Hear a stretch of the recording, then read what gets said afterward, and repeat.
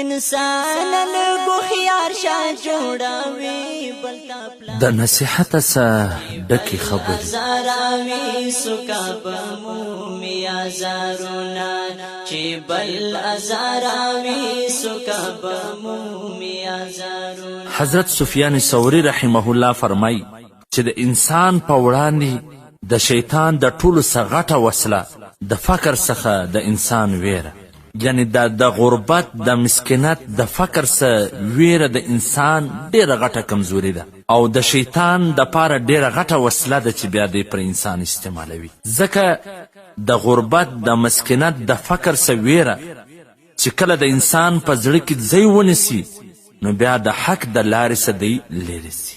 په داسې وخت کې د انسان د پاره پکار ده چې د خپل رب پر ارشاد باندې یقین وساتي، د الله پر وعده باندې یقین وساتي، نه د شیطان په ویره کې راسي.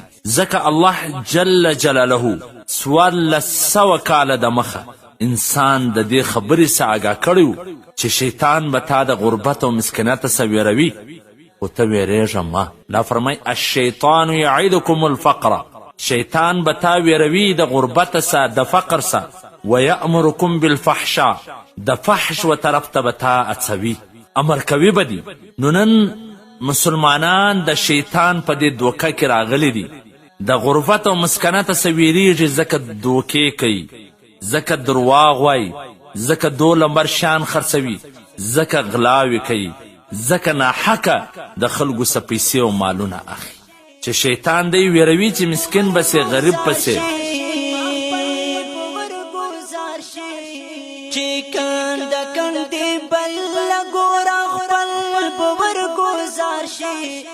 پکار ده چې مسلمان د الله پر دې وعده باندې ایمان ولري، والله یعدکم مغفرة منه وفضلا والله واسع علیم.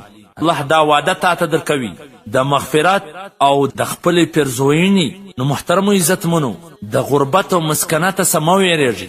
شیطان به درته وایي چې غریب کیږه، قسمونه واخه چې مال دې ډیر سي، مال دې خرڅ سي، لیکن تا ته پکار ده چې د الله پر دې وعده باندې ایمان ولرې، نه د شیطان پر وسوسو باندې.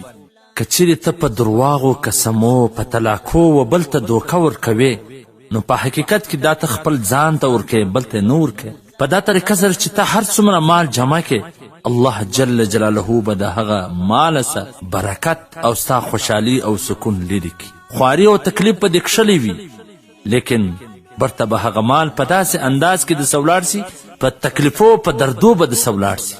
نو بل چاته دوکه مه ورکوه، تا ته به هم دوکه څوک نه درکوي.